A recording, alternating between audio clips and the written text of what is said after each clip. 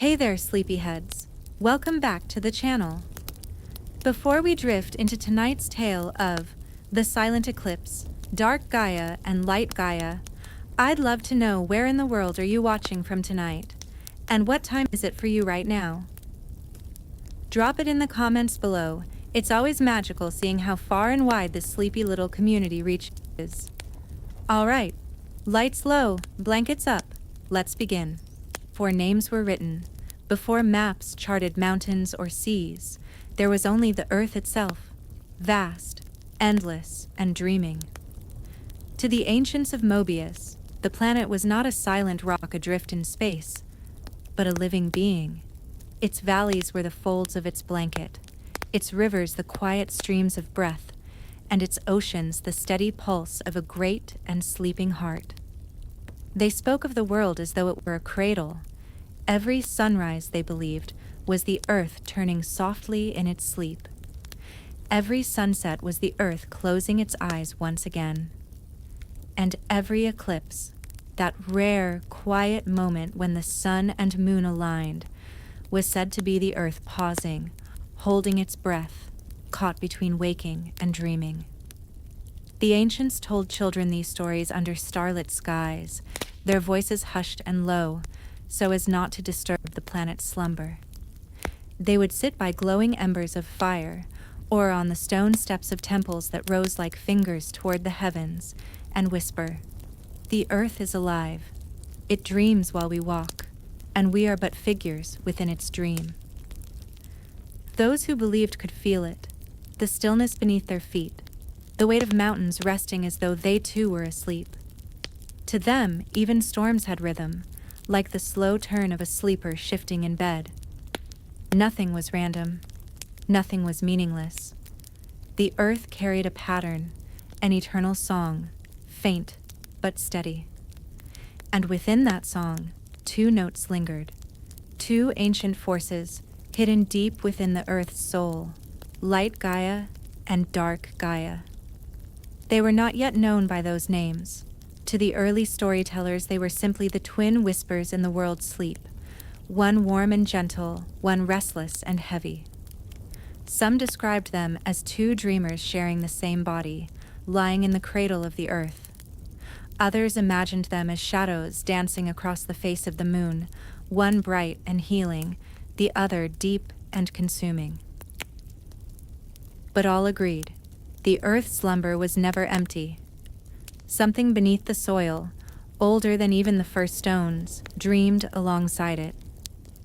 The planet had slept like this for eons, its surface shifting slowly, lands breaking and forming again, oceans spilling into valleys before pulling back. To those who came after, the Mobians who would inherit these lands, this endless reshaping was the breathing of the world. When mountains rose, it was as if the earth stretched out a limb. When volcanoes erupted, it was as though the earth sighed, exhaling fire instead of breath. Generations passed in the presence of this colossal dream.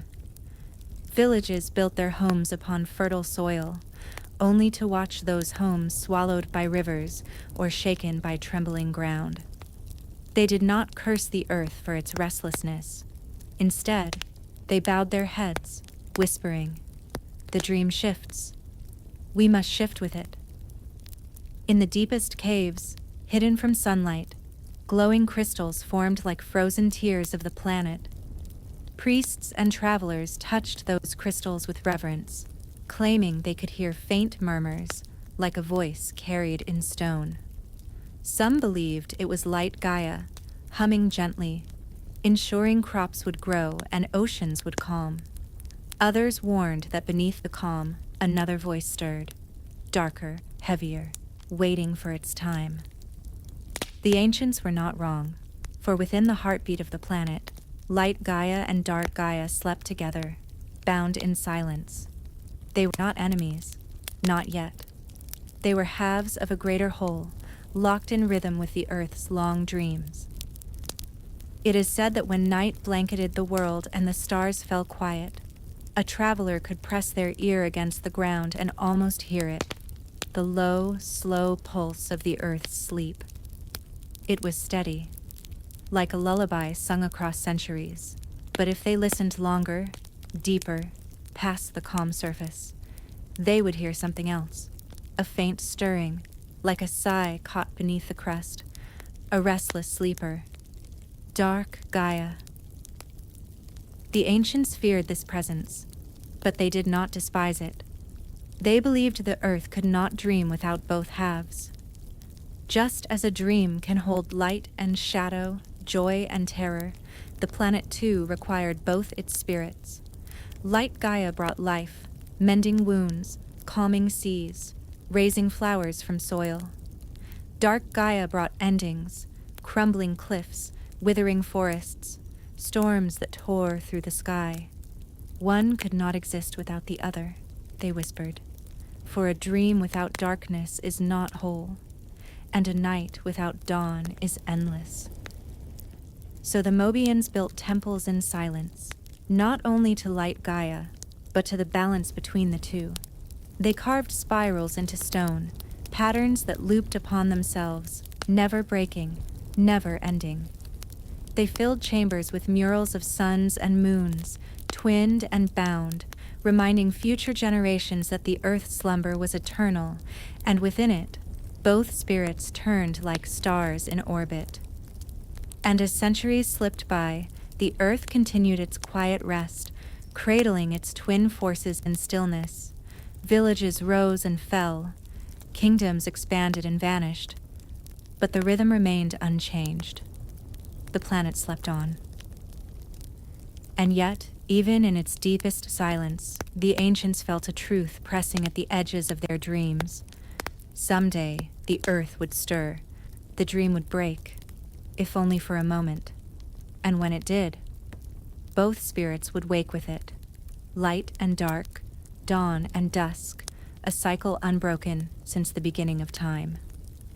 But for now, the world remained calm. The stars wheeled in the heavens, rivers glittered like strands of silver, and mountains cast their shadows over quiet fields. The ancients listened to the hush of the earth, and in its silence, they felt peace. For they knew the earth was not lifeless stone, it was a sleeper, and they, all of them, were its dreams. The earth's dreams were not always quiet. Sometimes they stirred with visions so vast that the surface trembled. The ancients described these as the planet shifting in its sleep, and they recorded them with reverence, chiseling the memory into stone so no generation would forget.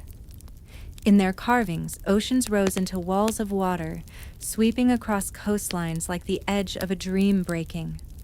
Mountains cracked and spilled molten fire into the skies. The moon itself, they claimed, once split in their visions, glowing fragments scattering like embers across the night. These stories were not warnings. They were lullabies told in hushed voices, reminders that even in its rest, the earth was alive. The Mobians of those early times believed that Light Gaia and Dark Gaia stirred within these upheavals. When the earth shifted gently, when rains nourished the soil, when rivers ran full and clear, it was Light Gaia, brushing her hand against the surface. But when storms raged too long, when the land split and darkness bled through, it was Dark Gaia, restless and uneasy, rolling in its slumber. Yet the people did not ask for one without the other. They knew balance must remain. For how could crops grow without the storms that broke the sky and fed the rivers? How could forests flourish without decay clearing the way for new roots?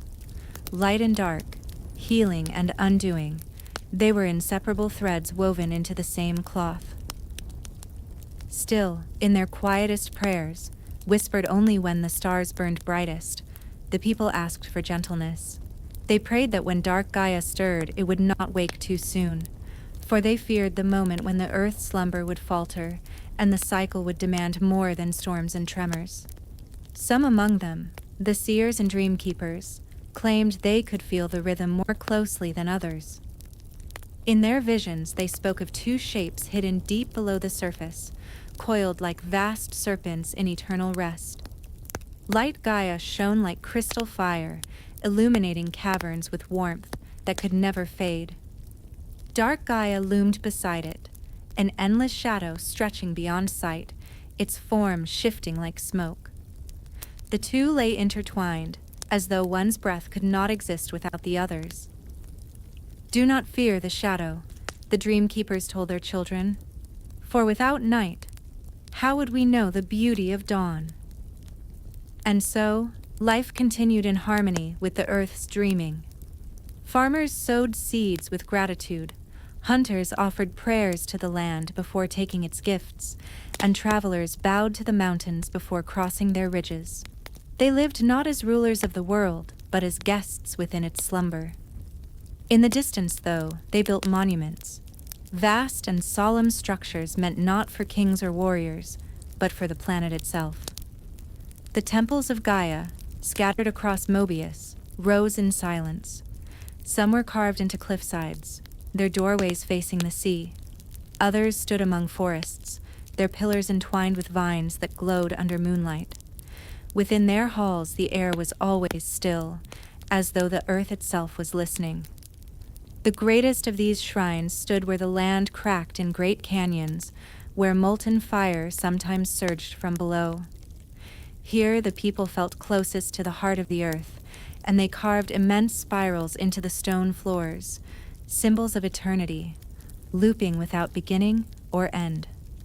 Torches burned not with flame, but with crystals harvested from deep caves, crystals that seemed to hum faintly when the night grew long.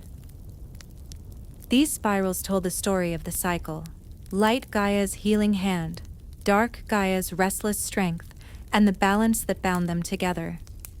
To enter the temple was not to worship a god, but to remember a truth, that they were living inside the dream of something greater. Travelers who journeyed to these temples described a strange peace washing over them. Even those burdened with sorrow claimed they felt lighter, as though the earth itself had drawn their grief away. "It is the song of Light Gaia," the temple guardian said. "Her presence is everywhere, stitching the wounds of the land and the heart."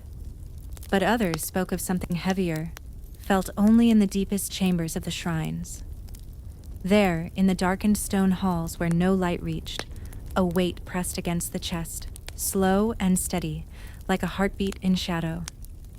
"That is Dark Gaia," the guardians admitted, their voices hushed. "He too sleeps here. His song is not gentle, but it is part of the earth's breath. Do not fear him, for his rest is necessary." Thus, the people lived not in terror of the forces below, but in reverence. They believed themselves caretakers of the dream, entrusted to live in rhythm with the planet's slumber. And though storms came and lands shifted, they found peace in the knowledge that all things were part of the great sleep. Yet, despite this peace, whispers persisted. Among the dream keepers and the priests, there were prophecies spoken in quiet chambers. They warned of an age when Dark Gaia would no longer stir in dreams but would awaken fully. The earth's silence would break, and the dream would shatter into chaos. Light Gaia too would rise, striving to heal what was broken, but the struggle would shake the world to its core. These words were not spread among the people. The temples did not share them in carvings or songs. Instead, they were kept hidden, for fear that such knowledge would disturb the fragile sense of calm. Better to let the people believe the earth's sleep would last forever than to weigh their hearts with dread. But the planet knew. Deep beneath forests and oceans, beneath deserts and ice, the slumbering forces remained bound together, waiting. The earth dreamed on, but in its deepest chambers the cycle had already been written. The day would come when the sleeper stirred, and with it, both light and dark would awaken. For now, though, the dream continued. The winds whispered across plains, rivers gleamed beneath starlight, and mountains stood unmoving against the night sky. The ancients rested, the earth rested, and the twin forces of Gaia slept undisturbed. And as long as the earth dreamed, the world above remained wrapped in its endless, silent lullaby. The ancients often said that silence was the purest language of the earth. When winds died down and oceans stilled, when the night sky lay clear and the stars shimmered without interruption, it was in that silence they felt closest to the planet's breath. It was not the silence of emptiness. No, it was a silence full of presence, as though every blade of grass, every ripple on a pond, every grain of sand resting on a shoreline carried the same gentle hum. The earth did not need to speak aloud. Its voice was the hush that lingered in all things. Children learn this first. Before they could recite prayers or understand the temple's spirals, they were taught to press their palms against the ground. They would sit in meadows or beside rivers, their elders guiding them with a smile. Be still. Listen. And slowly the children would notice the faint vibration, steady and endless, like a rhythm beneath their skin. Some swore they could hear a pulse. Others said it was more like a song too soft for words.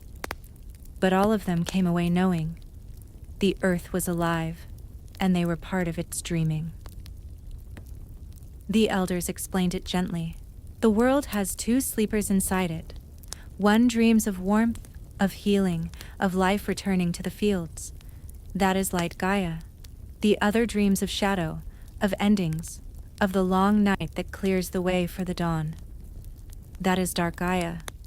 Do not love one and hate the other. They are both the dream of the earth, and so they are both part of you. This was how the people of Mobius lived, without denial of shadow, without fear of night. For every dawn required darkness to rise from, and every seed needed silence before it bloomed. Seasons passed with this understanding, flowing like verses in the same song. Winter, with its sleep of fields and frozen rivers, belonged to Dark Gaia. Spring, bursting with green and blossom, belonged to Light Gaia. Summer was their balance, the warmth of day and the cool of night entwined. Autumn was the fading note, the earth's reminder that cycles must always return to stillness. To the ancients, these were not simply changes in weather, but the visible signs of the twin forces breathing together. One inhaled, the other exhaled, and the world turned in harmony. But harmony is delicate. The dream keepers often warned that balance was not a gift. It was a choice, something to be tended, like a fire in the night. Too much neglect, too much greed, and the dream would shift uneasily. For though the earth was vast and eternal, it was also sensitive. Every action of its children echoed back into the lullaby. Thus, they learned to live gently. Hunters took only what they needed. Farmers rotated their crops to let the soil rest. Builders raised homes with stone and wood, but left sacred groves untouched. These were not laws, but acts of respect, part of the unspoken pact between dreamer and dream. Still, the whisper of prophecy lingered. The dream keepers held it close, written not in ink, but in memory. They told it only to one another, passed down as carefully as an ember. The prophecy said, "When silence breaks, when the earth's hum turns to thunder, then will the sleepers stir. The shadow will rise in hunger, the light will rise in healing, and the world will tremble between them. The eclipse shall mark the turning, and in its darkness, the cycle shall begin anew." These words frightened even those who kept them. They would sit in their hidden chambers, feeling the earth's calm pulse and wonder, when will it come? How long will the earth sleep before the dream unravels? But the world above did not share their worry. For most, life was gentle. Fields ripened, rivers gave fish, and the forests sheltered countless creatures. To them, the earth's silence felt unending. Even when storms raged, even when quakes cracked the ground, they saw it as part of the same rhythm. The dream had always returned to stillness, so why should it not continue forever? Time flowed on, and civilizations rose like the tide. Some built cities of stone, others lived in wandering tribes, but all of them carried fragments of the old belief. Even when temples crumbled, even when the names of Light Gaia and Dark Gaia faded from memory, the sense of the earth's dream lingered. Farmers still bowed their heads to the soil before planting. Children still pressed their ears to the ground. And every eclipse, no matter how many centuries passed, people paused and fell silent, as though some ancient instinct told them the earth was listening. The eclipse was always the most haunting moment. When the sun dimmed and the moon slid into place, shadows stretched across the world, and silence fell in earnest. Birds stilled, winds dropped, and seas grew calm. For those brief minutes, it was as if the earth held its breath. The ancients believed it was a reminder that beneath their feet, the sleepers shifted, that one day they would rise. Yet, for all the weight of prophecy, for all the whispers of shadow and light, the world continued in peace.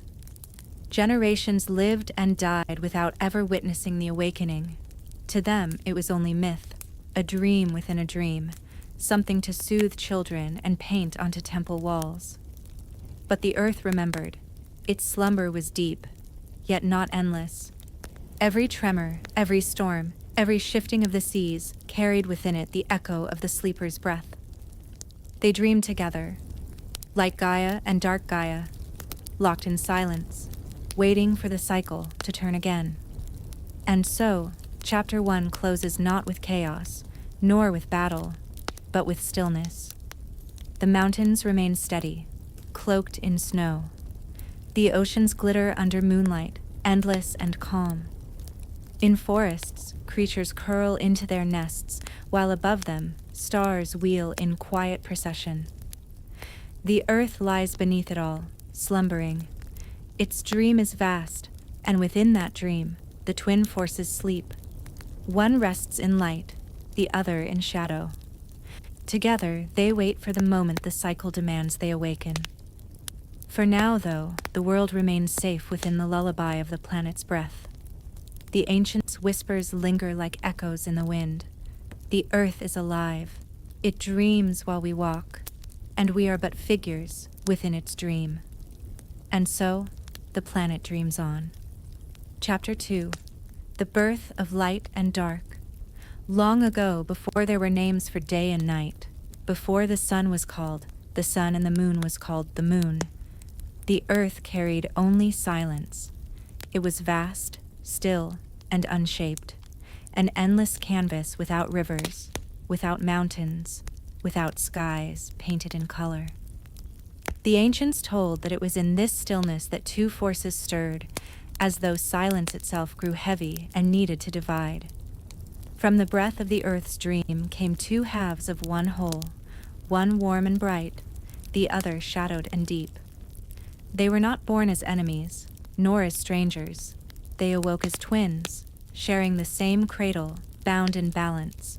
Where one existed, the other followed, as inseparable as dawn and dusk. The first was Light Gaia. Her essence was gentle, flowing like sunlight across a newborn world. Wherever she reached, warmth followed.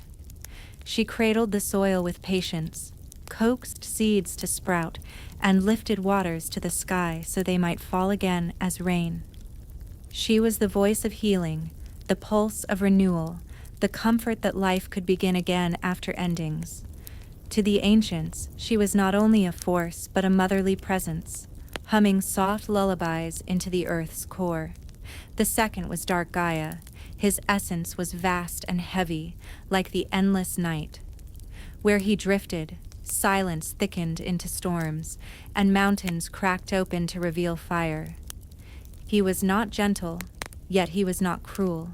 He was the hand that cleared what was too old, the tide that pulled away what had lingered too long. He brought endings not as punishment, but as necessity. Without endings, there could be no beginnings. To the ancients, he was a restless father, fierce and unyielding, yet forever tied to the same song as Light Gaia. Together, they form the rhythm of the earth's first heartbeat. Light Gaia exhaled, and the world bloomed with life. Dark Gaia inhaled, and the world fell into silence, preparing for renewal. Breath by breath, cycle by cycle, the world found shape. From this harmony, land rose from the oceans, mountains lifted. Long ago, before there were names for day and night, before the sun was called the sun and the moon was called the moon, the earth carried only silence. It was vast, still, and unshaped, an endless canvas without rivers, without mountains, without skies painted in color. The ancients told that it was in this stillness that two forces stirred, as though silence itself grew heavy and needed to divide. From the breath of the earth's dream came two halves of one whole, one warm and bright, the other shadowed and deep. They were not born as enemies, nor as strangers. They awoke as twins, sharing the same cradle, bound in balance. Where one existed, the other followed, as inseparable as dawn and dusk. The first was Light Gaia. Her essence was gentle, flowing like sunlight across a newborn world. Wherever she reached, warmth followed. She cradled the soil with patience, coaxed seeds to sprout, and lifted waters to the sky so they might fall again as rain. She was the voice of healing, the pulse of renewal, the comfort that life could begin again after endings. To the ancients, she was not only a force but a motherly presence, humming soft lullabies into the earth's core. The second was Dark Gaia. His essence was vast and heavy, like the endless night. Where he drifted, silence thickened into storms, and mountains cracked open to reveal fire. He was not gentle, yet he was not cruel. He was the hand that cleared what was too old, the tide that pulled away what had lingered too long. He brought endings not as punishment, but as necessity. Without endings, there could be no beginnings. To the ancients, he was a restless father, fierce and unyielding, yet forever tied to the same song as Light Gaia. Together, they formed the rhythm of the earth's first heartbeat. Light Gaia exhaled, and the world bloomed with life. Dark Gaia inhaled, and the world fell into silence, preparing for renewal. Breath by breath, cycle by cycle, the world found shape. From this harmony, land rose from the oceans, mountains lifted into the skies, and rivers carved their winding paths.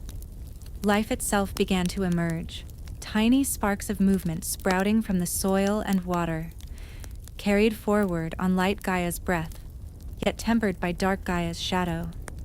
Each was part of the other. Every living thing carried both their gifts, the spark to grow and the silence to rest. The ancients said this was why sleep was sacred. For when one lay down and closed their eyes, it was Light Gaia who soothed the body, mending and restoring it. But it was Dark Gaia who guided the mind into dreams, folding it into stillness so that waking could come again with strength. In every heartbeat, in every breath, in every turning of the stars, the presence of both could be felt. And though they were born as opposites, they were not rivals. Light Gaia did not shine to banish Dark Gaia, and Dark Gaia did not stir to swallow her light. Instead, they moved in tandem, two notes in the same song. The ancients compared them to dancers, stepping in rhythm, one forward, one back, yet always in the same dance. They existed like this for countless ages, shaping the young earth. Light Gaia brushed her fingers across seas, painting them with life that sparkled beneath the surface. Dark Gaia turned mountains inside out, bringing fire and stone to remake the land. Together, they carved valleys, filled them with rivers, and stretched skies above them. Where Light Gaia healed, Dark Gaia tested. Where Dark Gaia ended, Light Gaia renewed. It was this endless exchange that gave the world its beauty and its danger. The ancients told their children, "Do not love the day without remembering the night. Do not love the bloom without remembering the decay, for both belong to the same story." In their myths, Light Gaia was often pictured as a figure of radiance, sometimes a woman cloaked in dawn, other times a great bird of silver feathers whose wings stretched across the skies. Dark Gaia, in contrast, was imagined as a shadowed titan, his form shifting between serpent, beast, and storm. He could not be held by a single shape, for he was the presence of endings, vast and untamed. Yet even in their contrasts, their bond was never broken. One song could not exist without the others. And so, when the earth first began to turn, when the sun rose and the moon followed, when the tides danced with the pull of stars, it was said to be the reflection of Light Gaia and Dark Gaia's eternal embrace. Every morning was Light Gaia's gift, and every night was Dark Gaia's reminder that all things must return to stillness. The people of Mobius, hearing these stories, lived in awe. They built songs around the idea of balance, melodies that rose bright like Light Gaia before sinking low like Dark Gaia, always returning to the first note. They painted murals that showed the two figures twined together, not in battle, but in harmony, light flowing into shadow, shadow curling back into light. For the ancients understood what would later be forgotten. Light Gaia and Dark Gaia were not two gods competing for dominion. They were one truth split into halves. Together, they were the earth's dream, its breath, its pulse. Without one, the other would falter. And so, in the hush of starlight, when children asked, "Why do we dream?" the elders would smile and reply, "Because the earth dreams too."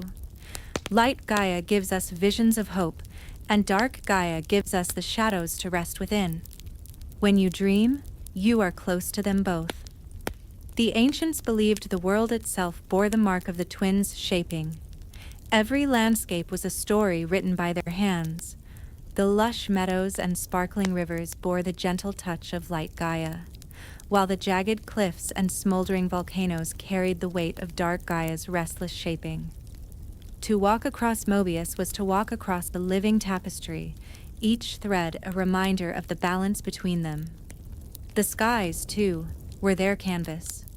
When dawn came softly, brushing the horizon with gold, people whispered that it was Light Gaia lifting her hand in greeting. When storms rolled in with thunder and lightning, it was Dark Gaia stretching, releasing his heavy breath across the land. But neither lasted forever. The storm always faded. The morning always returned. Each gave way to the other, just as they always had. In time, entire traditions grew around these patterns. Farmers prayed to Light Gaia as they sowed their fields, asking her warmth to nurture the soil. Yet when harvest came, they also thanked Dark Gaia, for without the decay of the old season, no new growth could have taken root. Sailors looked to the stars and whispered prayers to Light Gaia for calm waters, while at the same time offering a token to Dark Gaia, asking him to rest in silence and not stir the sea with storms. It was not favoritism.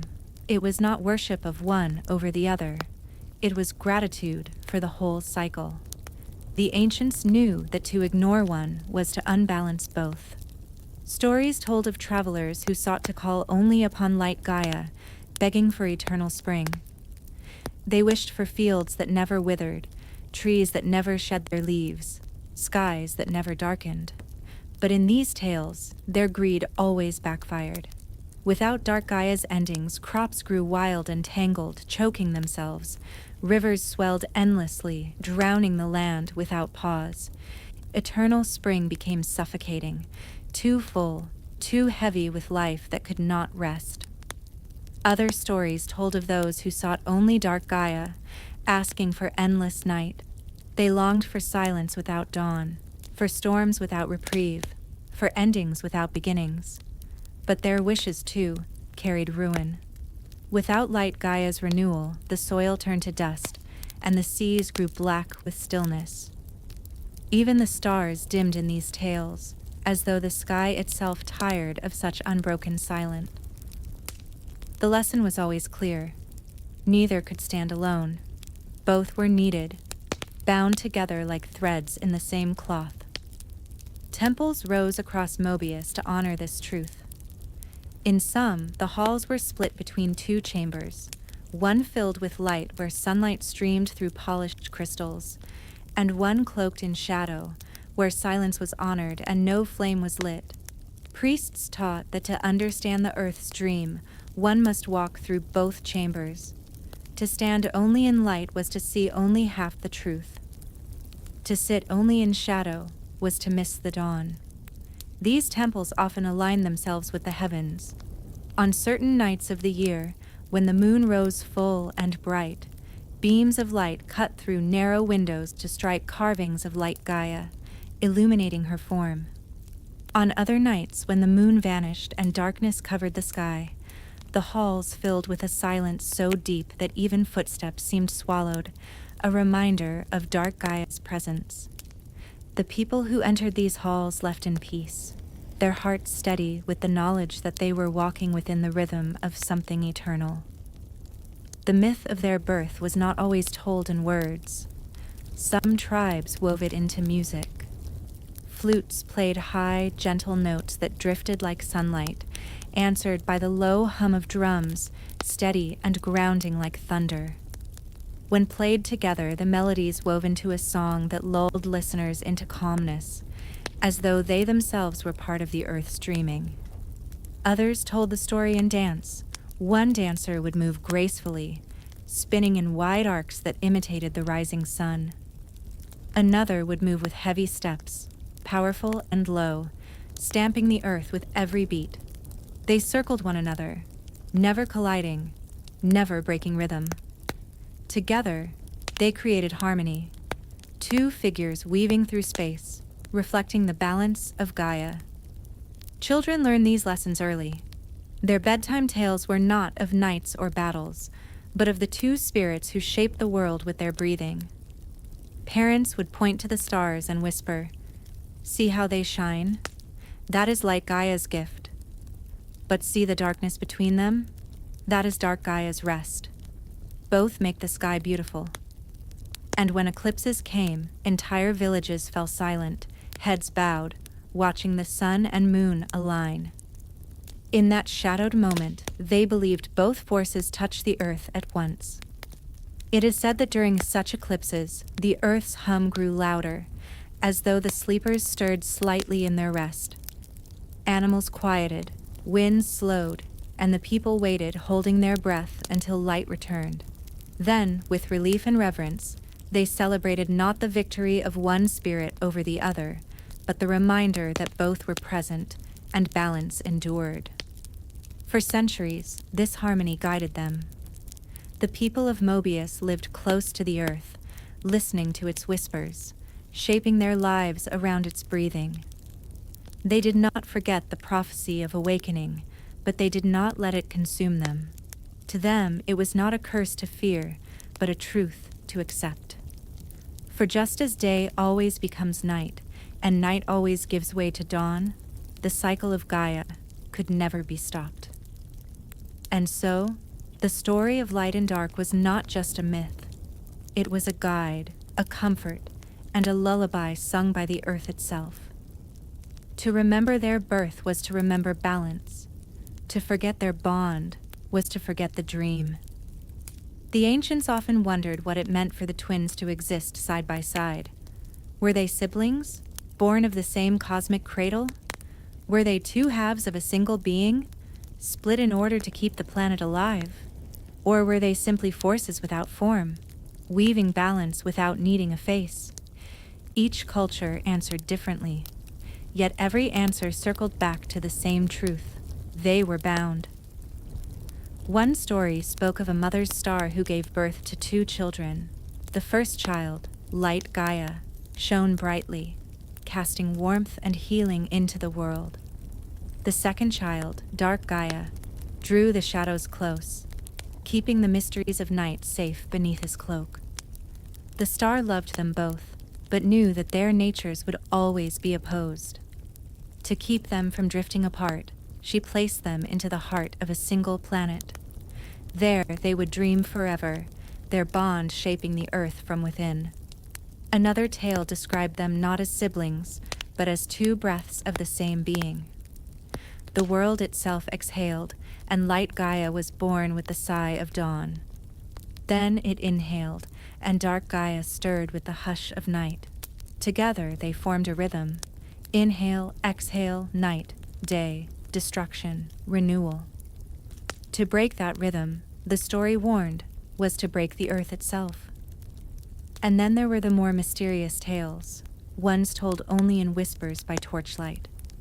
In these, Light Gaia and Dark Gaia were not born at all. They simply were, eternal, endless, predating even the stones and seas. Where one appeared, the other followed. Where one acted, the other countered. To those storytellers, the twins were not beings with origins, but the oldest truth of the universe, balance itself given form. Whichever version one listened to, the result was the same. Mobius was alive because they existed. The ancients painted murals of their shapes, though never in the same way. Some carved Light Gaia as a radiant figure, arms outstretched, robes flowing like rivers of gold. Others imagined her as a phoenix, wings blazing, feathers scattering sparks into the sky. Dark Gaia, meanwhile, was etched in many forms. Sometimes a great serpent coiled in shadow, sometimes a hulking beast with eyes like glowing embers. Yet there was never hatred in these depictions, only awe. For they were not demons or gods to be overthrown. They were forces, as necessary as the tide. Even their supposed battles were not truly wars. The myths never spoke of one trying to destroy the other, but of a dance, a cycle repeating with purpose. When Dark Gaia rose, lands cracked, skies darkened, and chaos spread. Yet Light Gaia did not destroy him. She calmed, soothed, and rebuilt. When Light Gaia's healing had stretched too long, Dark Gaia stirred again to remind the world of endings. It was not cruelty. It was balance. In quiet villages, the people sometimes mimicked this story in their own lives. Arguments were not always seen as signs of discord, but as part of a cycle. One voice might rise in anger, fiery and fierce like Dark Gaia. Another would soften, steady like Light Gaia. Together, the storm would pass, leaving peace behind. Parents taught children to accept both their laughter and their tears, for to feel only joy without sadness was to live only half a life. The Gaian twins, they said, lived in everyone. Even the seasons were reminders. Winter, with its stillness and barren fields, was Dark Gaia's breath. Spring, with its blossoms and rushing streams, was Light Gaia's return. Summer carried her warmth, autumn carried his endings. To the ancients, every season was a verse in the song the two spirits sang together. It was said that those who truly listened could hear it, not with ears, but with hearts. Deep in caves where crystals hummed with unseen energy, or on mountaintops where the wind carried secrets, people swore they felt the pulse of the twins. Sometimes it came as a vibration beneath their feet, steady as a drum. Other times it was a calm that washed through them, as though they had been touched by dawn. Few ever described it the same way, but all agreed. It was the voice of the earth, and the earth was dreaming through them. In later ages, when cities began to rise and tools of stone gave way to tools of iron, some forgot. They built higher walls and chased brighter lights, trying to shield themselves from night. Others dug too deep into the earth, waking echoes of chaos they could not understand. Yet even as they drifted from the old ways, the myths never truly disappeared. They lingered in lullabies, in songs sung by those who still felt the earth's rhythm. One lullaby described Light Gaia as a gentle hand stroking the sky with morning colors, while Dark Gaia was a blanket of stars, wrapping children in safety at night. Parents would hum it softly as little ones closed their eyes, teaching them that both spirits cared for them, even in dreams. Travelers carried these stories too, spreading them across deserts, mountains, and seas. No matter where they went, the details shifted, but the heart of the myth remained unchanged. Always two forces, always balance, always the cycle. And though centuries blurred the line between fact and fable, the feeling endured, that the planet itself was not just rock and soil, but a living heart, watched over by light and dark. Some claimed they could sense the moment when one stirred, when the other receded. Earthquakes, eclipses, storms, and even the hush before dawn were seen not as accidents, but as movements in the twins' eternal dance. To the ancients, this was not frightening. It was comforting. They understood that to live was to exist within this rhythm. Fear came only to those who forgot, who sought permanence in a world built on cycles. For the wise, the birth of Light Gaia and Dark Gaia was not just a story of beginnings, but a promise that endings would always give way to renewal, and that no shadow was without its dawn. And so, beneath the endless sky, the people of Mobius continued to tell the story of the twins' birth. Not in haste, not in fear, but in gentle tones, as though speaking directly to the earth itself. For in every telling, they reminded themselves that balance lived within them too, that the spark of Light Gaia shone in their kindness, and the shadow of Dark Gaia stirred in their strength. Thus the myth endured, not carved in stone, not bound in books, but carried in hearts and whispered beneath stars. The birth of light and dark was not an event long past. It was a story that continued, with every rising sun and every falling night. And even as the ages turned, even as new legends would one day rise to overshadow the old, the earth still dreamed. Its heartbeat still carried the voices of the twins, and if one listened closely enough, in silence, one could still hear them breathing, light and dark, day and night, forever joined in the cradle of Mobius. Chapter 3. The Eternal Cycle. First 750 words. The ancients often said that the world does not count its days the way people do. To the earth, time is not measured in hours or seasons, but in vast breaths, each lasting thousands of years, and in those breaths, the cycle of Light Gaia and Dark Gaia unfolds like a song that never ends. Every few millennia, when the world grew restless, Dark Gaia stirred from its slumber. The signs came slowly at first, like distant murmurs in the soil. The ground shivered beneath roots, mountains cracked along hidden lines, and shadows lengthened unnaturally at dusk. Creatures became uneasy, sensing something older than themselves moving beneath the crust. It was as though the planet itself was sighing in its sleep, and the sigh carried weight enough to bend rivers and topple stone. But the ancients did not tremble in terror at these signs, not at first. They expected them, for the stories had always said that Dark Gaia's rising was inevitable. Just as night follows day, so too would chaos follow calm. The question was never if Dark Gaia would awaken, but when. When the great shadow finally broke free, its energy flooded across the world like ink spilled upon a page. Lands fractured, oceans boiled, and creatures twisted under its influence, becoming echoes of the chaos that had stirred them. Villages described the ground itself as roaring, as though the earth was crying out in pain. The sun might still have risen, but under Dark Gaia's presence, its light seemed dimmer, weaker, like a candle flickering in a storm. And yet, always, Light Gaia followed.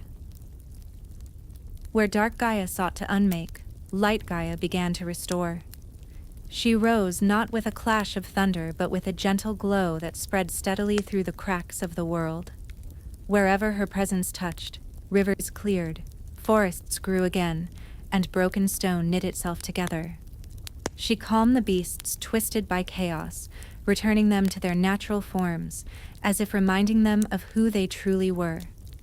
The ancients believed she did not destroy Dark Gaia's influence, but softened it, guiding it back into slumber. The ancients often said that the world does not count its days the way people do.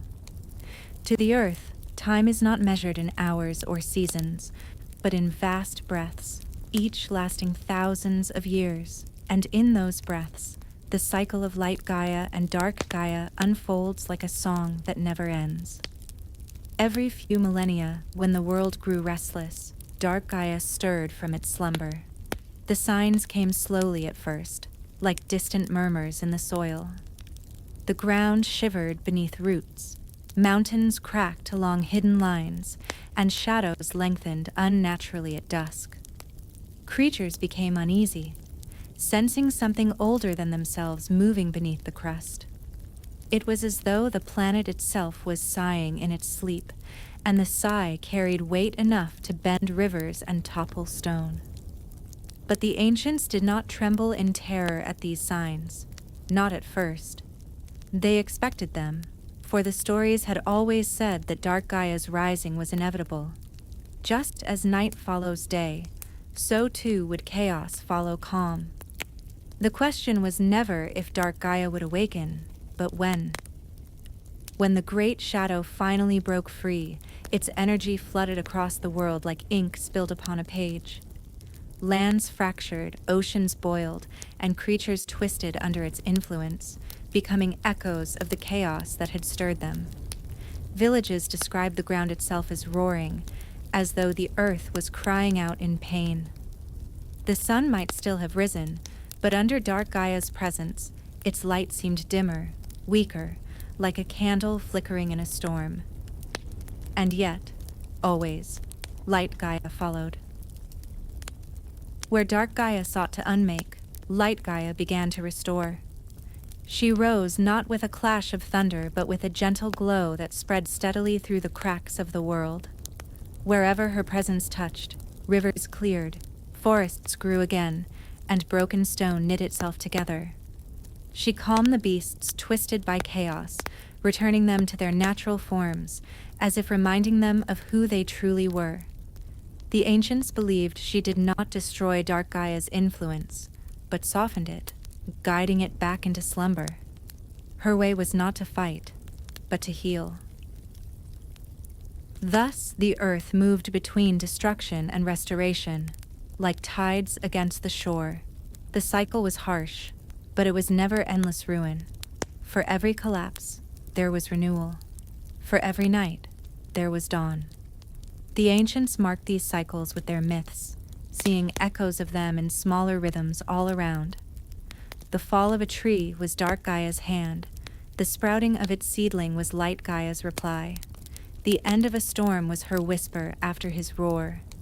The decay of a season was his presence, but the bloom of spring was hers. To the people, the great millennia-long cycle was simply the largest version of truths they lived every day. Some cultures even believed that their own lives reflected this eternal rhythm. Birth was Light Gaia's blessing, growth her nurture. But illness, loss, and death belonged to Dark Gaia. He did not come as punishment, but as part of the whole. Death was not seen as an end, but as a return, a falling into his sleep, where the spirit would wait until renewal touched it once again. These beliefs softened their fear. They did not cling desperately to the idea of eternity in the way later generations would. Instead, they embraced impermanence, for they trusted the cycle. Even when everything was taken, something always returned. Even when the world cracked, it healed. In the quiet of their nights, families found comfort in this truth. The earth itself would not abandon them, because Light Gaia and Dark Gaia never abandoned each other.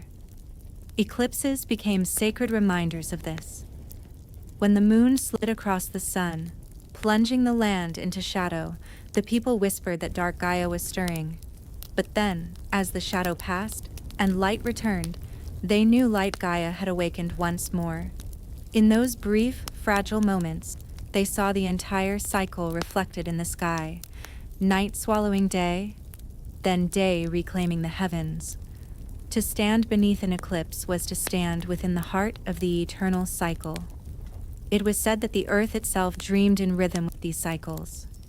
When Dark Gaia rose, the dream became chaotic and restless, filled with storms and shaking. When Light Gaia returned, the dream softened, like calm waters under starlight. And though the earth's dreams were vast, stretching across ages, the people felt themselves cradled within them. Their own lives, fleeting though they were, carried the echo of that same lullaby. So the ancients taught their children not to fear the coming of Dark Gaia, for fear could not change the cycle. Instead, they told them to live gently, to honor the earth while it rested, and to trust in the return of Light Gaia when shadows grew long. For even in the deepest night, dawn always waited. The cycle of light and dark was not only something to be remembered in stories, it was something entire civilizations tried to prepare for. The ancients believed that when Dark Gaia stirred, the earth's very bones would shake. So they built their temples deep into mountainsides, carving stone halls that could withstand tremors, their ceilings supported by columns thicker than any tree. In these sanctuaries, they waited out the chaos, singing hymns to steady their hearts until Light Gaia returned. Along the walls of these halls, they etched their memories into stone. Great murals told of past awakenings, jagged lines splitting across landscapes, rivers twisting into whirlpools, creatures with eyes burning like fire. Yet beside every carving of destruction, there was another showing renewal. Trees growing where cracks had been, rivers flowing clear again, beasts returning to gentleness. The message was never despair, but balance.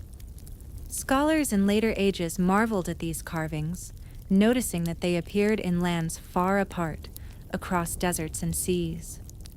Though the styles differed, the stories were the same. It was as if the memory of the cycle had traveled with the people, carried like a seed in every migration. Some said this was proof that Light and Dark Gaia were not just local legends, but truths felt by all who lived upon the earth. The ancients also created rituals to honor the cycle. When they sensed the earth's restlessness, when tremors grew more frequent or the skies felt heavy, they lit great fires in the open air, believing the flames would call to Light Gaia, guiding her back from her slumber. Children were given small lanterns to carry, and their glow was said to mimic the first rays of dawn. As long as light was kept alive, the people believed renewal could find its way to them. Others took a different approach. Instead of fires, they embraced the shadow. In times of unrest, they sat in silence under the stars, closing their eyes and breathing slowly, as though matching the earth's uneasy rhythm. They called this sharing the dream. By surrendering to the darkness instead of fighting it, they believed they could calm Dark Gaia, lulling him back into deeper slumber. These moments of silence often lasted for hours, entire villages sitting together in stillness until the night grew calm. Travelers who passed through these lands carried tales of such rituals with them. In some stories, the fires of one culture and the silences of another became woven together, villages lighting lanterns while also bowing their heads in stillness. Though the customs differed, the heart was the same, to honor both light and dark, trusting that each would play their part in the eternal cycle. Legends also told of those who claimed to have glimpsed the cycle with their own eyes. One story spoke of a shepherd who wandered too far into the mountains during a time of awakening. As the earth split beneath his feet, he swore he saw a colossal shadow rise in the distance, its form shifting like smoke, its eyes glowing like suns turned to embers. He fell to the ground in terror, but before despair overtook him, a glow spread across the horizon. He saw a gentle figure in the light, walking across the fractured earth, and with each step, the land began to heal. When he returned to his village, he told his people that he had seen both Dark Gaia and Light Gaia with his own eyes. Whether his story was truth or fable, it became a song sung for centuries. Children whispered of the shepherd who saw the twins, and they imagined what it must be like to stand in the presence of forces so ancient and vast. Some feared it, others found it comforting, proof that neither light nor dark acted alone. The ancients also left behind warnings carved into monoliths, written in languages long lost to time. Though many words faded, one phrase was repeated again and again. The earth will shake, but the earth will heal. Simple, yet powerful. It was their way of reminding future generations that the cycle was not to be broken and not to be feared. Eclipses were perhaps the most sacred reminder of all. Villages across Mobius treated them as living prophecies. When the moon shadowed the sun, people gathered in silence, eyes lifted to the heavens. The moment the world dimmed, they felt as though Dark Gaia's breath swept across them, and when the light returned, they believed they had just witnessed Light Gaia's promise. Some cultures rang bells at that moment, letting the sound ripple across valleys like a greeting to the dawn. Others whispered lullabies, songs that mothers had taught their children, as though soothing the earth itself back into peace. In all these ways, the ancients lived not in defiance of the cycle, but in harmony with it. They did not dream of stopping it, nor of escaping it. To them, the eternal rhythm was what made life possible. They saw beauty not just in the blossoms of spring or the warmth of summer, but also in the storms of autumn and the stillness of winter. For without endings, beginnings could not bloom. Without shadow, light could not shine.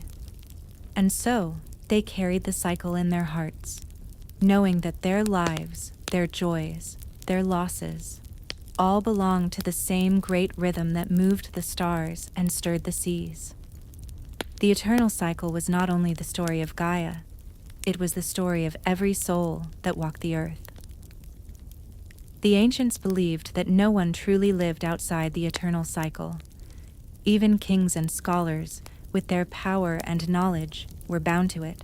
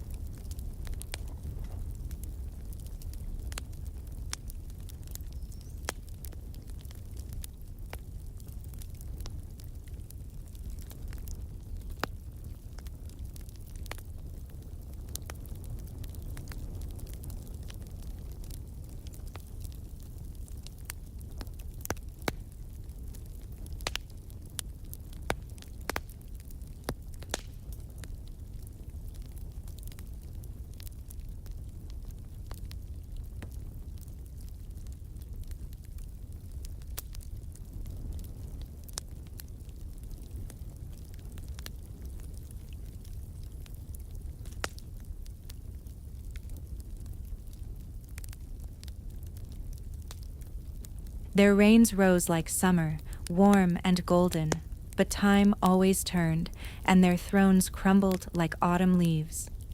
Yet from those fallen kingdoms, new ones grew, carrying different banners and new songs. This was not tragedy. It was simply the way of the earth. They said the rivers themselves sang of the cycle. When snow melted from mountains in spring, streams rushed eagerly to join the rivers below, sparkling in sunlight. By summer, those rivers swelled and danced, brimming with life. But in autumn, leaves drifted into the current, their bright colors fading as they sank. And in winter, ice silenced the flow, covering the waters in stillness. Yet, with patience, the thaw always came again. To listen to a river through all its seasons was to hear the voice of Gaia, weaving both dark and light into its endless song. Some villages held festivals at the turning of the seasons to honor this truth. In spring, they planted seeds with songs to light Gaia, their voices lifting like birds greeting the dawn. In autumn, they left offerings of grain and fruit to Dark Gaia, thanking him for endings that would make room for beginnings. These acts were not made with fear, but with gratitude, for the people understood that they were not separate from the cycle, but participants within it. Even the stars above were drawn into their stories. Some constellations were said to belong to Light Gaia, patterns of radiant figures, like a maiden with an outstretched hand or a bird with flaming wings. Others were said to belong to Dark Gaia, shapes of serpents, beasts, and shadowy guardians who watched the world in silence. But the night sky was never divided cleanly between them. Both sets of stars glittered together, scattered across the heavens. Just as on Earth, they coexisted, their stories blending into one another. Generations passed, and the cycle repeated. There were whispers of times when Dark Gaia's rising was so fierce that entire continents shifted, when oceans rose high enough to swallow whole coasts. But there were also tales of Light Gaia's healing, of forests springing up, seemingly overnight, of cracks in the earth sealing as though stitched by invisible hands. To live in those times was to feel the breath of the earth itself, vast and overwhelming. Yet for most, the cycle was something they felt in smaller ways, in the trembling of the soil, in the hush before dawn, in the first bloom after a long winter. It was not always cataclysmic. Often it was subtle, like the heartbeat of a giant that continued whether or not anyone was listening. The elders taught the young that to forget the cycle was to invite despair. If one believed only in permanence, then every ending would feel like loss without hope. But if one remembered the rhythm, then even endings could be faced with calm. Do not fear the night, they would say, for the night is only part of the day. This wisdom carried them through hardship. When crops failed, they remembered that Dark Gaia's hand was at work, and that Light Gaia would one day restore balance. When floods swept through villages, they rebuilt with patience, trusting that renewal would follow. And when loved ones passed away, they placed their spirits gently into the care of Dark Gaia, knowing that Light Gaia's dawn would one day greet them again. The eternal cycle was not just a story told at firesides. It was the framework upon which they built their lives. Even as ages turned, and empires rose and fell, the myth endured. Travelers recorded hearing lullabies of Gaia sung in distant valleys, or seeing carvings of the twins on ruins half buried in sand. Though languages changed and borders shifted, the essence remained untouched. Always light, always dark, always the rhythm between. Some believed that the cycle was more than just a balance of destruction and renewal. They saw it as the heartbeat of all existence, reaching beyond the earth itself. Stars were born, burning brightly like Light Gaia's touch, only to collapse into silence, echoes of Dark Gaia's rest. Perhaps even the universe itself, they mused, breathed in this way, expanding with light, contracting into darkness, over and over without end. To think of it this way was not frightening. It was comforting, like realizing one's own heartbeat was part of a greater song. And so the ancients found peace in uncertainty. They did not need to know when the next awakening would come, nor how fierce it would be. The cycle had turned before, and it would turn again. What mattered was to live gently within it, to respect both the dawn and the dusk, the bloom and the wither. They often spoke of the earth as a cradle, rocking them with its rhythm. When storms shook the land, it was the cradle moving roughly, but still holding them. When sunlight warmed their faces, it was the cradle swaying softly, lulling them to rest. Whether rough or gentle, they were never abandoned. They were always carried. Stories said that even the stones remembered. Some boulders were believed to hum faintly at night, carrying the echoes of past awakenings deep within them. Travelers who placed their hands upon such stones swore they felt a thrum beneath their palms, as if the earth's pulse still lingered there. And if one pressed an ear close enough, they claimed to hear something even softer, the whisper of the lullaby sung by light and dark, endless, eternal, patient. The cycle endured not only in the world outside, but in the hearts of those who carried the story. Every breath a person took, inhale, exhale, was a reflection of Gaia's own. Every heartbeat, fast or slow, echoed the rhythm of the earth. To live was to participate in the eternal cycle, whether one realized it or not. And when the ancients gazed at the horizon, watching the sun sink into the sea or rise from behind the mountains, they felt no fear. They saw only the truth that had carried them for millennia. The earth would continue to breathe, and light and dark would continue to dream together. The eternal cycle was not merely a myth.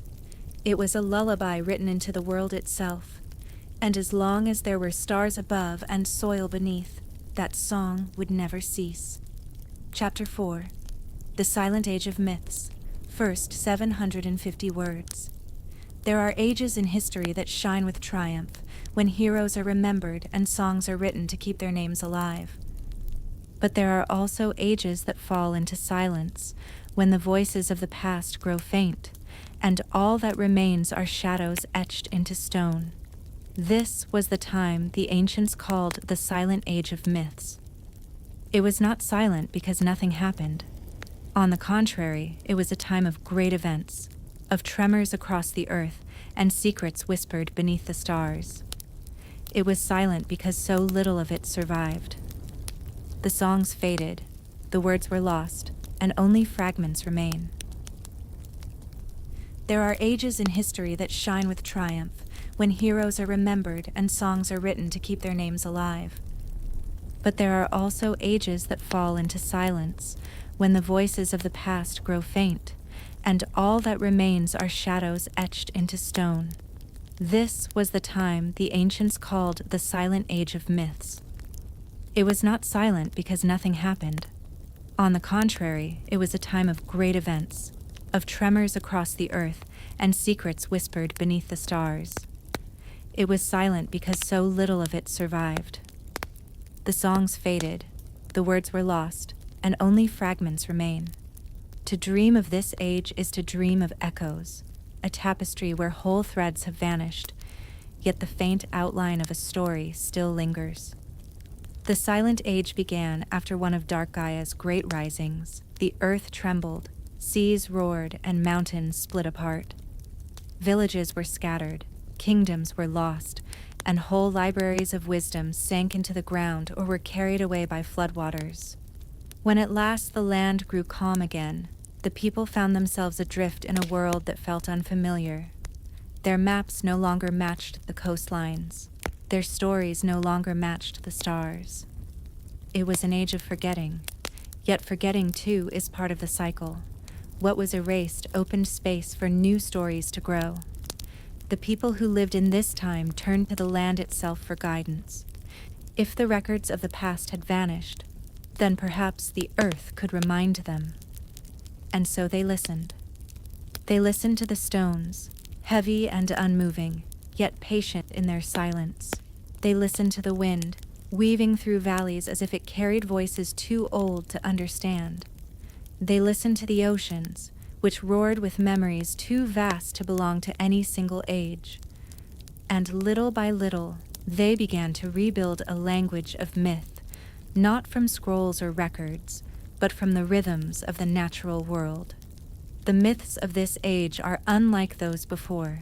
Earlier stories were filled with detail, names of heroes, precise accounts of battles, exact numbers of years. But the stories of the Silent Age float like clouds, vague, shifting, symbolic. They speak not of individuals, but of forces, not of dates, but of feelings. They are stories meant to be felt, not dissected. One tale tells of a nameless wanderer who followed a star across a desert that had once been a forest. He did not know where it led, only that his feet carried him forward as though guided by the earth's own will. In the end, the star sank beneath the horizon, and the wanderer disappeared from the tale. Was he a man, a spirit, a dream? The myth does not say. Perhaps that was the point, that the journey mattered more than the one who walked it. Another story whispers of a city that built towers so tall they touched the clouds. The people believed that if they climbed high enough, they could hear Light Gaia singing at the edge of the sky, but the higher they built, the less they could hear. It was only when the towers crumbled and they stood barefoot among the ruins that they realized the song had always been in the earth beneath their feet. These stories, dreamlike and fragmented, became the lullabies of the Silent Age. Parents told them to children as they drifted to sleep, not as lessons of history, but as gentle reminders. The world is larger than you know, and its mysteries are endless. But there was another reason the age was called silent. Many believed that during this time, Gaia herself had fallen into a deeper rest. Light Gaia and Dark Gaia, who usually stirred and whispered through the seasons, grew quiet. Their voices could no longer be heard in the rivers or the winds. The earth did not tremble with great awakenings. It lay still, as if holding its breath. The people wondered if this silence was a gift or a warning. Some feared that it meant the balance had broken, that the cycle had ended. Others believed it was a mercy, that the earth was giving them time to heal, to regrow, before the next upheaval. And so they waited. Whole generations passed in this hush. They tilled the soil, raised their children, built villages on the ruins of old ones. They lived knowing they were between the echoes of something vast. Their myths carried that awareness, soft and dreamlike, like a song sung in a half-remembered language. To dream of the Silent Age is to step into a twilight world. It is not empty. It hums with possibility, with whispers of what was lost and hints of what will come. It is the stillness between heartbeats, the pause before a new breath. And though the details are gone, the feeling remains. The earth was resting, and so too did her children. The ruins of the Silent Age still whisper across the world. Travelers speak of broken pillars half swallowed by moss, doorways that lead nowhere, and carvings so worn by wind and rain that only the faintest outlines remain. These ruins are not grand monuments like those of earlier ages. They are quiet places, humble, almost forgotten. Yet within their silence, they hold a strange weight, as though they remember more than they show. Some stones are carved with spirals, circles within circles, symbols of the eternal rhythm that had guided generations before. Others bear figures so weathered they seem more like shadows than images.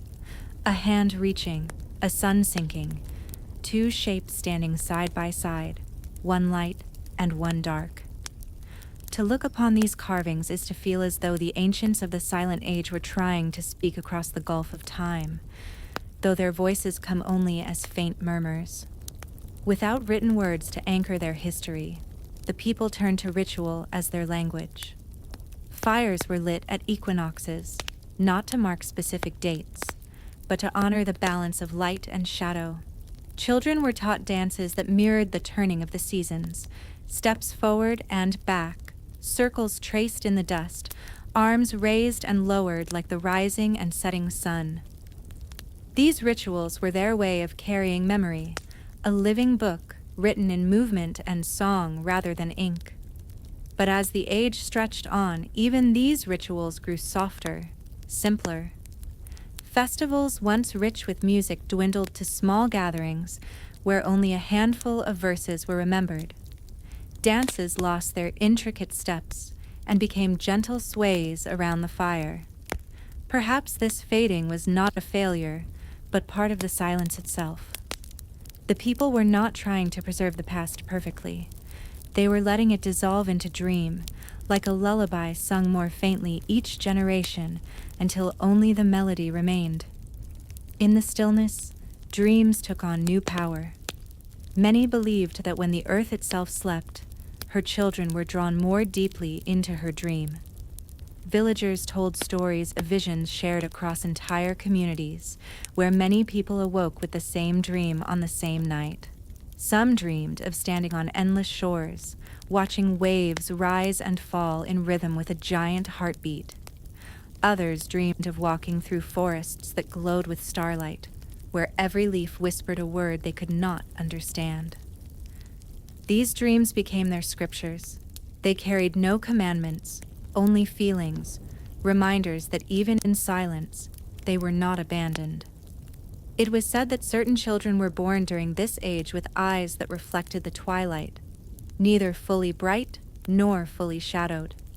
These children were seen as dream bearers, bridges between the waking world and the sleeping earth. Villagers listened closely to their words, believing they carried fragments of Gaia's slumbering thoughts. Some grew into storytellers who wove entire myths from the images they saw at night. Others grew quiet, speaking little, as though the weight of the dreams they carried was too much to share. And still, the earth lay calm. Mountains held their shape, oceans rested within their shores. The tremors of Dark Gaia and the gentle whispers of Light Gaia were subdued, almost forgotten.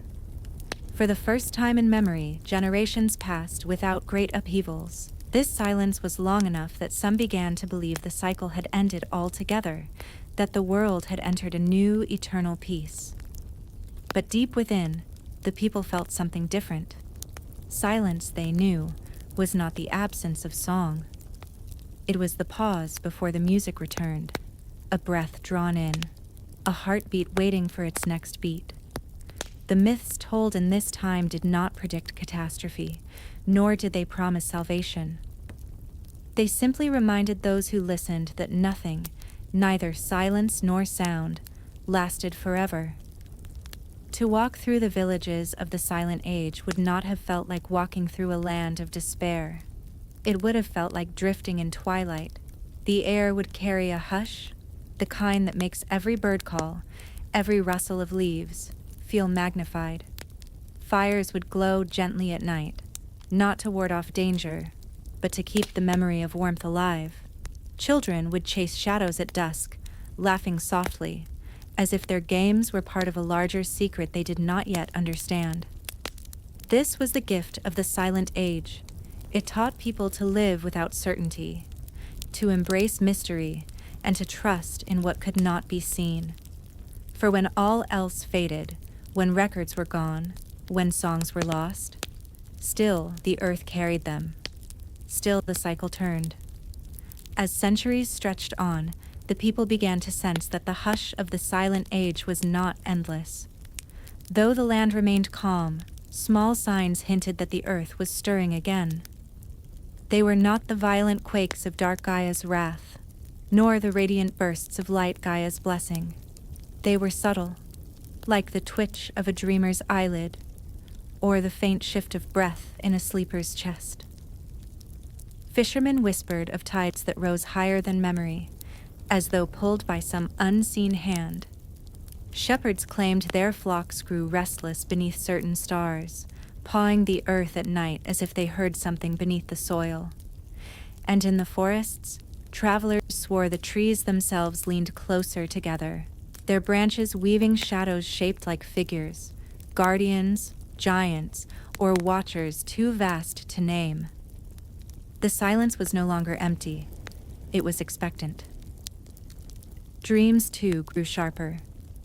Where once they were soft impressions, forests of starlight, oceans without end. They now carried images vivid and strange. Some dreamed of cracks in the earth glowing like fire. Others dreamed of a radiant dawn so bright it burned the sky, leaving shadows shaped like beasts.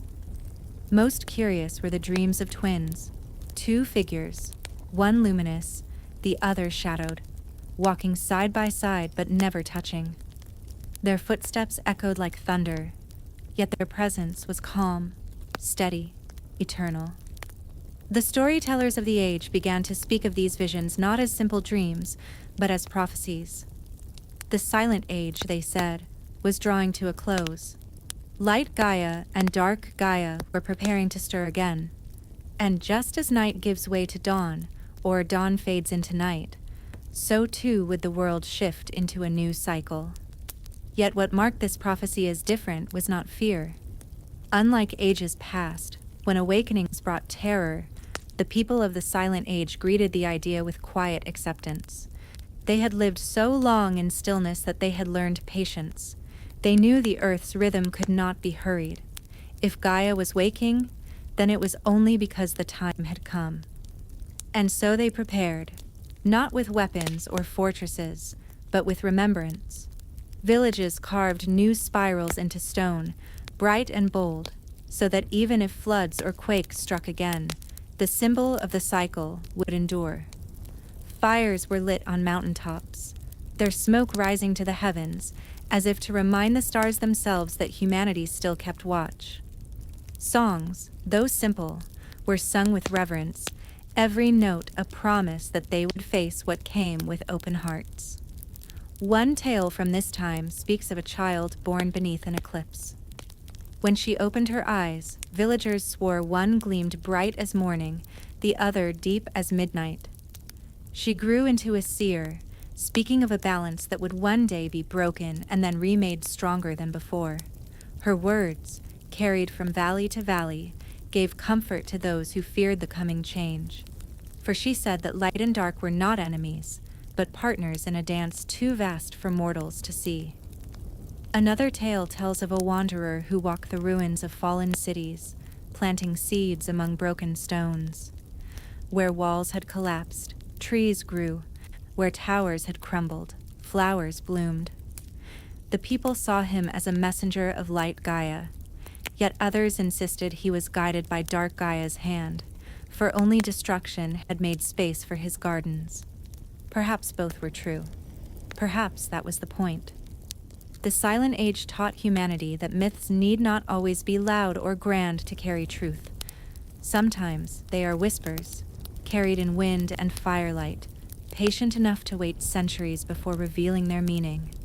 The people who lived through this age did not see themselves as the heroes of their own story. They saw themselves as caretakers, keeping the Earth's dream alive until the moment Gaia herself awoke. And in this caretaking, there was peace. To live knowing the Earth was asleep was to live with gentleness. No one sought to conquer the world, for they knew it was not theirs to command. No one sought to defy the cycle, for they knew endings were only beginnings in disguise. The silence did not diminish them. It humbled them, and in humbling, it gave them strength. Generations passed in this twilight, each leaving behind faint traces for those who came after. A spiral etched into a cave wall. A song hummed softly by a mother to her child. A dream shared by a village on the same night, told again and again until it became legend. These fragments, scattered and fragile, became the legacy of the Silent Age. And then, slowly, the silence began to shift. The earth beneath their feet no longer felt as still. Faint tremors rippled through valleys, not enough to destroy, but enough to remind.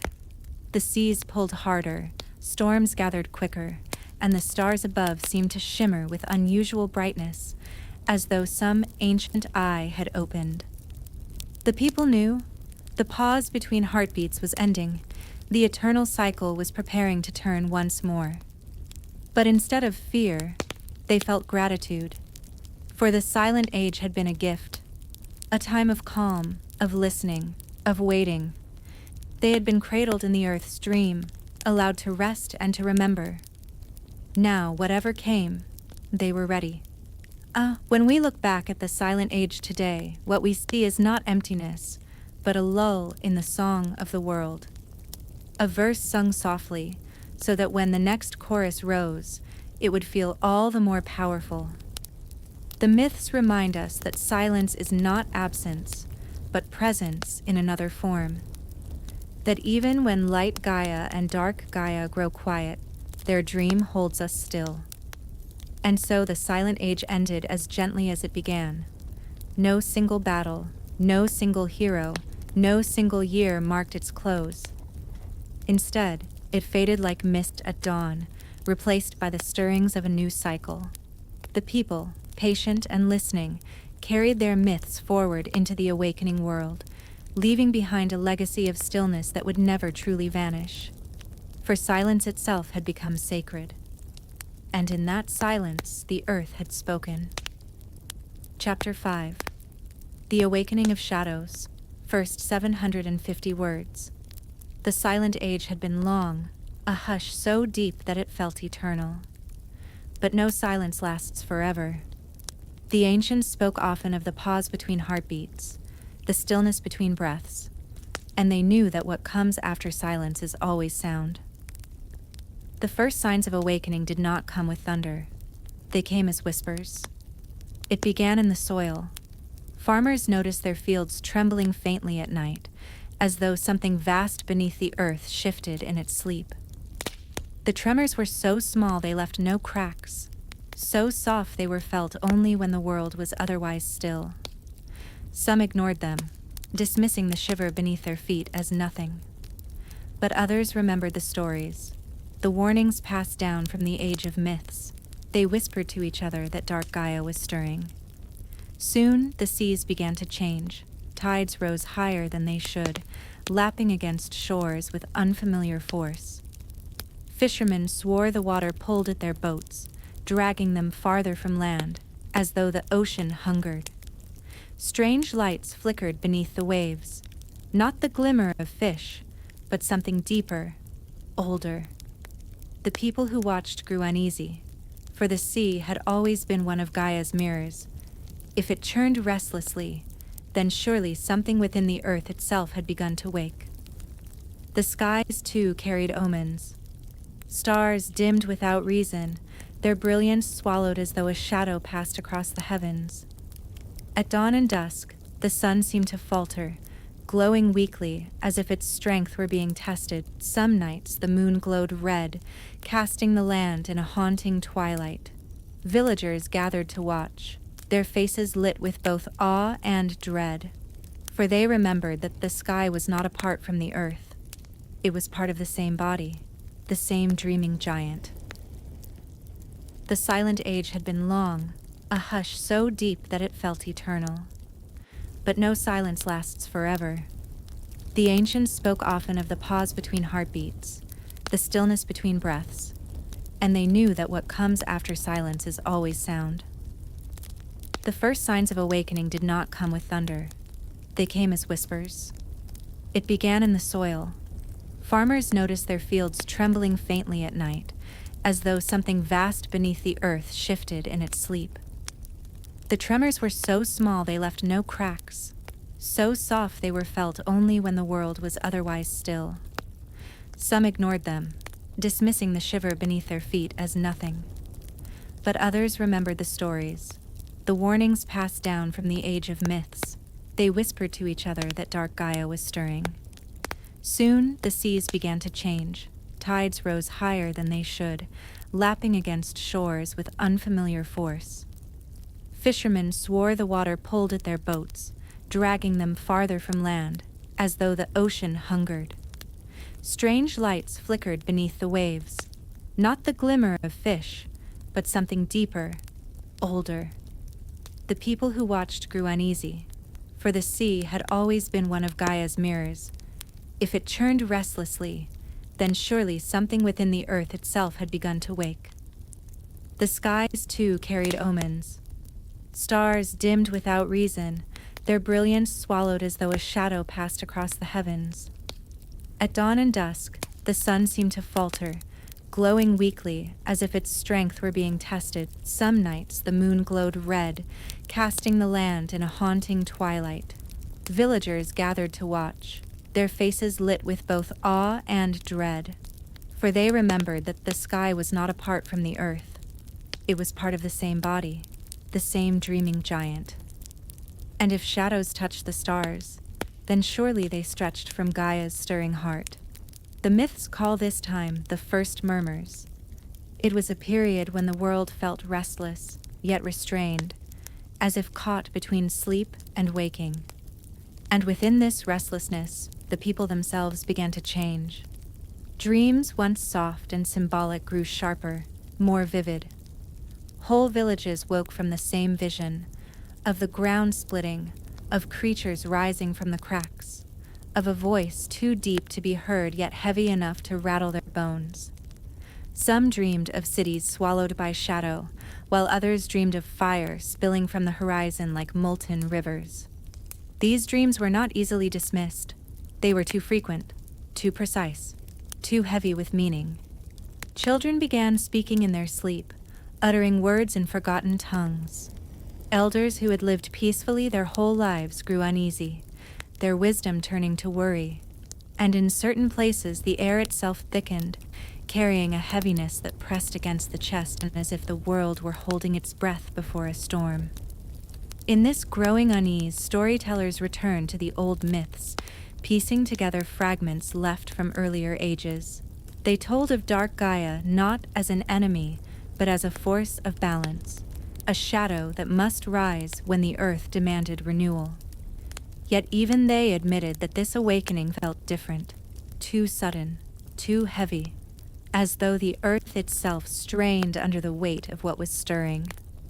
Legends speak of travelers who claim to hear a low hum beneath the ground, like the heartbeat of a giant growing louder with each passing night.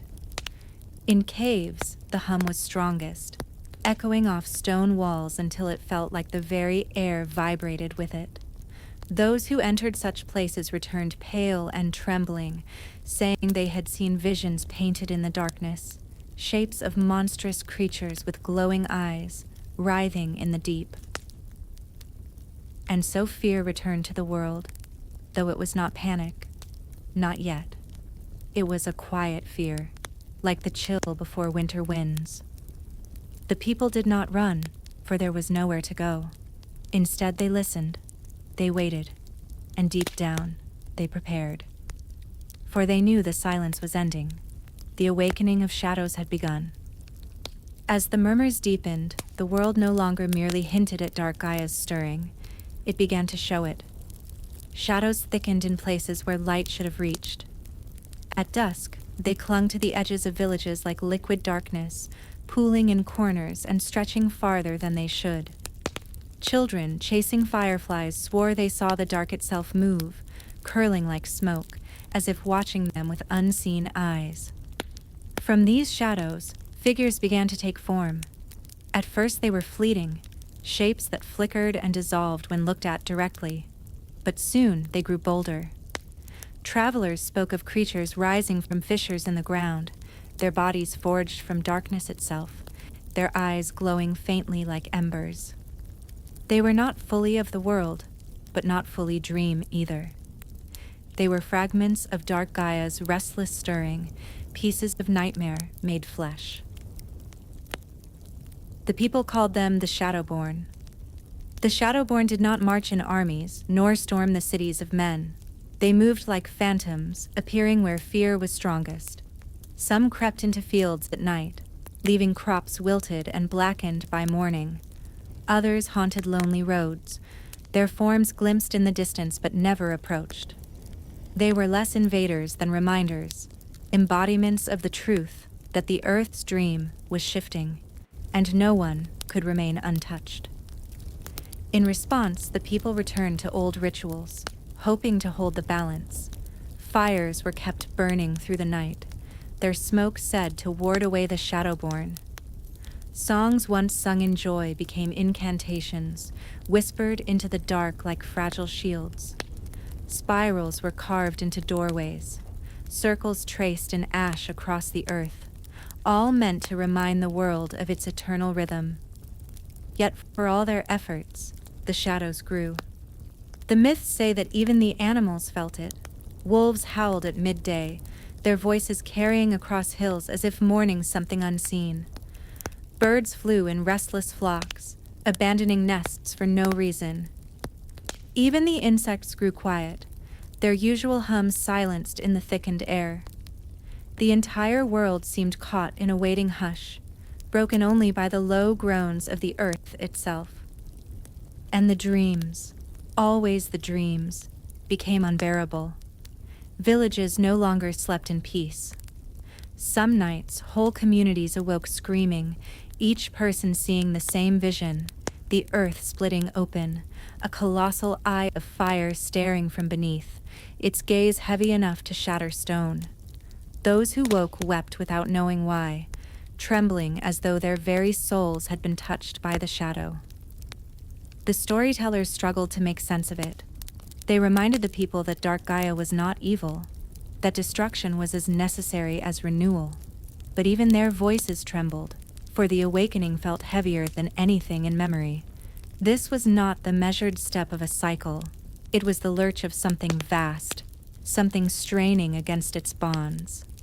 One tale speaks of a mountain that groaned for 3 nights before splitting apart, revealing a cavern so deep no torch could pierce its bottom. From its depths rose a mist that spread across the valley, swallowing crops, livestock, even the songs of birds. The villagers who fled said the mist carried whispers, voices that tempted them to walk back into the dark. Few resisted. Another tale tells of rivers running black, reflecting no sky, as though the water itself had forgotten the sun. Travelers claimed shadows rose from the surface, pulling at them with cold hands, though when the waters cleared, no trace of the figures remained. These were not merely omens, they were the awakening itself, pressing into the world, reshaping it. And yet, through fear, there was also awe. Many stood in silence as these wonders unfolded, struck not only by dread but by the immensity of what they were witnessing. To see the shadows rise was to glimpse the earth's hidden heart, to understand that the world was vaster than they had ever dared to imagine. The silent age had been a lullaby. Now the song was swelling, deep and resonant, and though its tune carried darkness, it was still part of the earth's eternal rhythm. The people could only listen, for the shadows were awake, and they were only the beginning. The world had always known darkness as the quiet companion of night, the veil that let the earth rest. But now, darkness no longer felt like a friend. It pressed heavier, lingered longer, and moved with a will that could not be ignored. When the sun fell behind the horizon, the shadows seemed to breathe, expanding like living tides, eager to cover everything in their path. In ancient valleys where rivers once glittered under moonlight, whole landscapes changed. Stones that had stood for centuries cracked with no cause, their insides gleaming faintly as though lit from within by smoldering fire. The cracks whispered, a language no human tongue could understand, but one that every heart instinctively feared. To stand near those stones was to feel a pulse, steady and immense, like the beating heart of something buried deep beneath. It was not only the land that trembled, hearts did too. The dreams that had once been shared whispers turned into collective hauntings. Entire villages woke drenched in sweat, gasping for air, their dreams the same, the earth falling apart piece by piece, swallowed into an abyss of flame. They dreamed of a being so vast its body was the night itself, its movements too immense for mortal eyes. And though most could not see its face, all remembered the same eyes, burning, merciless, older than creation. The storytellers began to falter. For generations they had guided their people with tales of balance, of cycles eternal and necessary. But as the shadows deepened, even they questioned if this was still balance, or something breaking loose? Could Dark Gaia's rising be part of the natural rhythm, or had the wheel of time slipped from its course? The storyteller's words, once strong as mountains, grew fragile, brittle as autumn leaves. Still, some clung to faith. They gathered in circles beneath the stars, calling upon Light Gaia to awaken, to rise from her slumber and meet the encroaching shadow. They believed the goddess of dawn would return when she was most needed, her light cutting through the fog and the fear. Candles were lit in her name, flames trembling in the night air as if they themselves feared the darkness that pressed against them. But candles, for all their warmth, can only push back so much. In some lands, entire cities reported seeing the sky split open, not with light, but with a curtain of shadow that rippled like storm clouds. Bolts of violet fire streaked across those skies, tearing the horizon in silence. Farmers abandoned their fields, sailors refused to enter the sea, and the markets of great towns emptied, filled only with echoes. Life itself seemed to pause, as if the entire world held its breath. And beneath the earth, Dark Gaia stirred. The myths describe his presence as more than a force of destruction. He was hunger itself, the endless void seeking to devour so that creation could begin again. He was the silence after thunder, the emptiness left behind when fire consumes everything. His awakening was not a roar, but a deep, resonant hum that shook mountains and churned seas. That hum was felt in bones, in dreams, in the hollows of the soul. It was not heard with ears, but with every part of existence. Those who felt it often collapsed to their knees, clutching their chests, swearing they had been touched by the very heart of the abyss. And the Shadowborn, those fragments of nightmare, grew bolder. Where once they lingered at the edges of vision, they now stepped forward into firelight, their forms shifting and twisting like living smoke. Villages fell silent not because their people abandoned them, but because they vanished within a single night, swallowed whole by the rising tide of shadow. Yet even then, hope was not gone. For in the darkest hour, whispers of Light Gaia began to return. She did not awaken fully, not yet, but her presence was felt in brief, tender moments. A child lost in the woods was said to have found her way home by following a faint golden glow that floated like fireflies. A field of withered crops, blackened by the Shadowborn, bloomed again in the morning as though touched by unseen hands. And some who dreamed of Dark Gaia's eye also dreamed of another, gentle, radiant, watching from the dawn's horizon. These glimmers of Light Gaia reminded the people that the earth was not lost, the cycle was not yet broken. Still, the clash was inevitable. The awakening of shadows was not just the stirring of a god, but the world reshaping itself to hold him. Mountains groaned as if straining to contain what rose beneath. Seas churned, waves breaking not with storms, but with a rhythm that echoed the earth's heartbeat. Fires erupted in places untouched by flame for centuries, burning with colors no one had ever seen, blues, purples, even black fire that devoured light itself. The Silent Age was gone. The age of myth had ended. The earth no longer whispered in lullabies. It thundered with truths too immense to ignore. Those who survived did so by remembering the oldest lesson. Destruction is not the end. In the shadows of Dark Gaia, there was still room for Light Gaia to rise. For every nightmare, there was a dream waiting to be born. The storytellers, once trembling, found their voices again. They no longer spoke of fear alone, but of endurance. They told their people that though the shadows walked among them, though the earth shook and the seas cried out, this was still part of the eternal cycle. The night always seems endless, but dawn always waits beyond it. And so they endured. They lit fires not only to ward away the Shadowborn, but to remember that light still lived within them. They sang not only to hush their fear, but to call to Light Gaia across the void of her slumber. They held one another closer, whispering to their children that the darkness was vast. Yes, but so was the light that would return to meet it. The awakening of shadows was terrifying, but it was also a reminder. The earth was alive, immense, and unfathomable. Its dreams were not always gentle, but they were necessary. And though the people felt small beneath the weight of God stirring beneath their feet, they were still part of the song.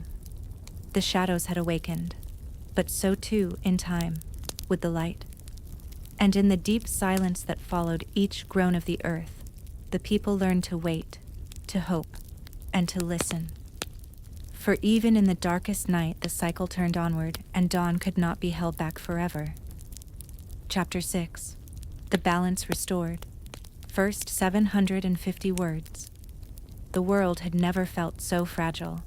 The skies hung heavy with shadow, the seas churned as though restless, and the mountains groaned with the weight of something ancient pressing against them from below.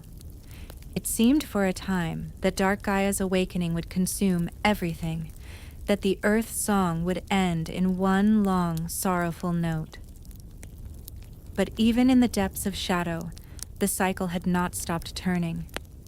The earth, though trembling, still breathed, and in that breath, Light Gaia began to stir.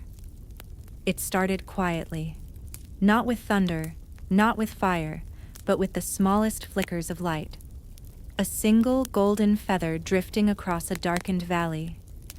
A glow breaking through the cracks of a shattered stone. A soft warmth felt in the chest of someone who had given up hope, filling them with strength they thought was lost. These were her first steps, delicate but undeniable, the promise that light had not abandoned the world. The myths say that Light Gaia does not rise all at once. She does not charge into the darkness like a warrior, but unfolds slowly, like dawn creeping over a horizon. She gathers herself through the strength of those who endure, the hope that flickers in their hearts even when surrounded by shadows. Every fire lit against the night, every song whispered to comfort a child, every act of courage in the face of despair. All of these fed her awakening. And as she gathered, the balance began to shift. The Shadowborn, who once moved with boldness, faltered when the glow of her presence touched the land. In one story, a band of travelers found themselves cornered by shapes of smoke and ember. The world had never felt so fragile.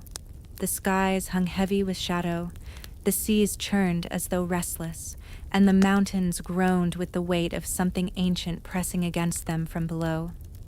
It seemed for a time that Dark Gaia's awakening would consume everything, that the earth's song would end in one long, sorrowful note. But even in the depths of shadow, the cycle had not stopped turning. The earth, though trembling, still breathed, and in that breath, Light Gaia began to stir. It started quietly, not with thunder, not with fire, but with the smallest flickers of light. A single golden feather drifting across a darkened valley. A glow breaking through the cracks of a shattered stone. A soft warmth felt in the chest of someone who had given up hope, filling them with strength they thought was lost. These were her first steps, delicate but undeniable, the promise that light had not abandoned the world. The myths say that Light Gaia does not rise all at once. She does not charge into the darkness like a warrior, but unfolds slowly, like dawn creeping over a horizon.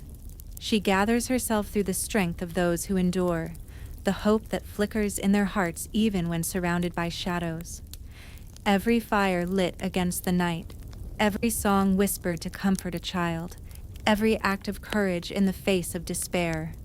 All of these fed her awakening. And as she gathered, the balance began to shift. The Shadowborn, who once moved with boldness, faltered when the glow of her presence touched the land.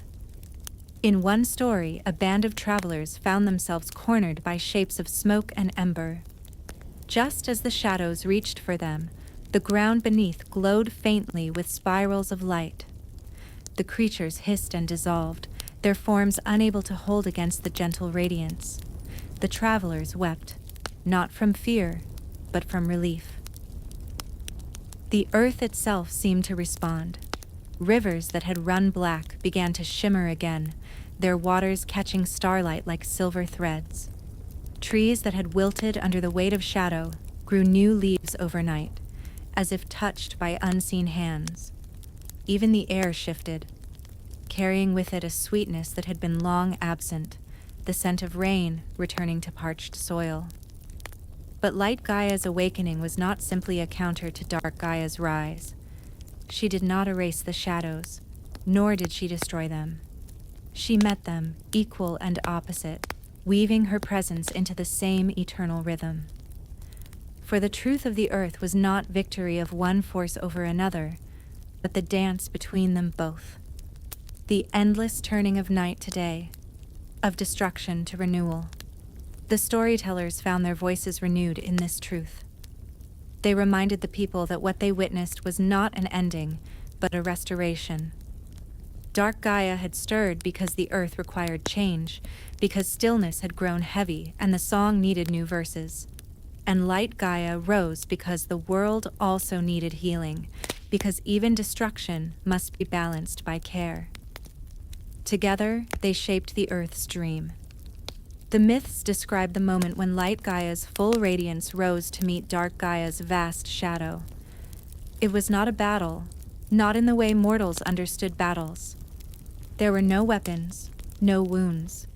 It was more like an eclipse, shadow covering light, light piercing shadow, the two forces overlapping until they formed something greater than either alone. The earth shook, seas roared, skies split. But through it all, there was harmony. The people did not see two gods locked in struggle. They saw the world itself alive, breathing in rhythm, each inhale shadow, each exhale light. And for the first time in many ages, they understood what it meant to live within that rhythm, not apart from it, but as part of it. The Shadowborn did not vanish overnight, nor did fear dissolve instantly. But where the shadows stretched, light soon followed. Where despair spread, hope rose to meet it. The balance was not a quick restoration, but a gradual weaving, thread by thread, until the earth's song steadied once again. For in every shadow lies the promise of dawn. And in every dawn, the memory of shadow lingers, ensuring that neither will ever stand alone. The return of balance was not marked by sudden silence, but by a soft hum, a resonance that could be felt everywhere. It was in the trembling of the leaves, the steady rhythm of waves against the shore, and even in the quiet breaths of those who had feared the world was ending. The earth, once shaken by violent upheavals, began to settle into a calmer song. But calm did not mean unchanged. The scars of Dark Gaia's awakening remained. Mountains bore new ridges where fire had erupted from their depths. Forests showed patches where shadows had drained the life from trees. Villages stood half empty, many of their people lost to fear or swallowed by the Shadowborn. Yet these marks were not wounds alone, they were lessons written into the land itself. The storytellers began to speak of them as reminders. "Look here," they would say, pointing to a valley carved by a river of black fire. "This is where shadow passed." And then they would point to the wildflowers already blooming along its edges. "And this is where the light returned." Children learned to trace spirals in the dirt, not just to ward away the dark, but to honor the turning of the cycle. Farmers planted their crops with new songs, ones that praised both the night that allowed the soil to rest and the dawn that coaxed the shoots to rise. Sailors, once terrified of the restless seas, began to call the storms the earth's breathing, trusting that calm would follow if they endured. The myths say that Light Gaia's touch could be felt most strongly in the small acts of renewal, a broken pot mended by careful hands, a home rebuilt stone by stone, a fire lit at night not only to chase away shadows, but to warm those gathered around it. Each act, no matter how small, carried the echo of her rising, a thread woven into the greater fabric of balance. Even the Shadowborn, once feared as harbingers of ruin, began to fade. Some melted back into the earth, their shapes dissolving like mist in the morning sun. Others lingered at the edges of vision but grew quieter, less threatening, as though they too had found rest in the restored rhythm. The people did not forget them. They carved their forms into stone, painted them onto walls, and whispered of them in lullabies, reminders that shadow will always return, but never without light to follow. One tale tells of a village that held an annual festival after the restoration. Each year they built two great effigies, one of shadow and one of light. At dusk they set the shadow aflame, watching it burn until only embers remained. Then, at dawn, they released lanterns into the sky, their golden glow rising to meet the morning sun. The ritual was not meant to banish the dark, but to honor both sides of the cycle, teaching each generation that balance was not a single victory, but a song that must be remembered. The earth itself seemed to celebrate in its own way. Flowers bloomed in unexpected places, waterfalls shimmered with rainbow hues, and the night skies shone with constellations brighter than before. Some swore they could see the faces of light and dark Gaia written in the stars. One gentle, one fierce, both watching over the world they shaped. In this renewed harmony, the people learned to rest again. Dreams returned to them, no longer filled with terror but with visions of wide fields, calm seas, and skies that stretched endlessly. Sometimes they still glimpsed shadows in their sleep, but these were no longer nightmares. They were reminders, gentle echoes of the eternal cycle. And when morning came, they rose with hearts steady, carrying those dreams like seeds planted deep within. Balance, once fragile, had become strong again, and in that strength, the people rediscovered something they had nearly forgotten: peace. In the quiet that followed, the earth exhaled. It was not the silence of emptiness, but of completion. The thunder had softened, the seas had steadied, and the skies once torn by shadow now stretched vast and star-filled. What had been chaos was now rhythm, a pulse that carried through every stone, every tree, every living heart. The people looked upon their world with new eyes. Where once they saw only fear, they now saw patterns. Every scar on the land told a story. Every whisper of wind carried a memory. The shadows had come, yes, but so had the light. Both had shaped the world, and both would shape it again. The storytellers who had once faltered now spoke with confidence renewed. They told their people that what had been endured was not the end of the earth, but its song continuing in deeper tones.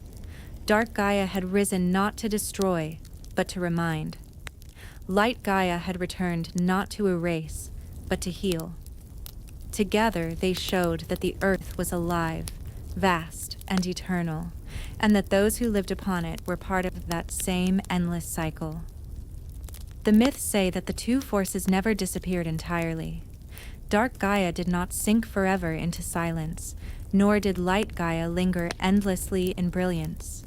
They circled one another, like the sun and moon across the sky, each rising in turn, each yielding when the time was right. Their dance was not one of enemies, but of partners, weaving a balance that gave the world its rhythm. The people learned to live in tune with that rhythm. They built their days around light, but honored the night with equal care. Festivals were held under the stars as often as under the sun. They no longer feared the shadows that stretched long across the ground, but welcomed them as part of the earth's breathing. The dark is not the end, they whispered to their children. It is the space where dreams are born. Dreams became a gift again. Where once nightmares plagued whole villages, now dreams carried visions of growth, healing, and renewal. Travelers dreamed of paths opening before them. Sailors dreamed of calm seas guiding them home. Children dreamed of fields where both light and shadow played, endless and serene. And when they awoke, these dreams gave them courage, reminding them that balance was not just a story. It was within them, too. The Shadowborn themselves were not forgotten. Though they faded from sight, their memory lingered. Statues carved in their image were placed at village gates, not as warnings, but as guardians. Songs were sung in their honor, gentle melodies that told of shadows rising when fear grew too strong. To remember the Shadowborn was to remember the truth, that darkness will always return, but it does not have to consume. It can be met, balanced, and folded into the whole. One myth tells of a final vision seen by a dreamer in those days. They saw the earth as a vast being, asleep yet awake, breathing in light and exhaling shadow, never ending, never still. At its heart, two figures rested, one blazing like a star, the other vast as the night. They did not fight. They lay side by side, their forms intertwined, their presence steady and eternal. And when the dreamer awoke, they carried with them a message. The earth is not divided, it is one. This truth echoed through generations. Farmers tended both day and night crops. Sailors read the stars as carefully as the sun, and children grew up knowing that both dawn and dusk were sacred. The cycle was no longer something to fear, but something to cherish. And so the world carried on. Seasons turned, rivers flowed, skies shifted. Shadows lengthened and then retreated. Light rose and then softened, always turning, always balanced. The storytellers ended their tales with the same words, no matter how the story began. Do not fear the dark. Do not cling too tightly to the light. Both are part of the same song. Both are part of you. And as long as the earth dreams, the cycle will never end. And now, as we close the story, let the rhythm of the earth carry you. Imagine the steady turning of the cycle, the quiet embrace of shadow, the gentle touch of light, each flowing into the other without end. Just as the world rests, so too may you. Let your breath rise and fall like the tide. Let your thoughts drift like leaves upon a calm river. The shadows are not to be feared, for they are part of the dream. The light is not to be chased, for it will always return. Rest in the knowledge that the earth is whole, balanced, eternal. Its song is still being sung, and you are part of it. So close your eyes, breathe softly, and let yourself drift into the dream of the earth, where light and shadow move together forever in harmony.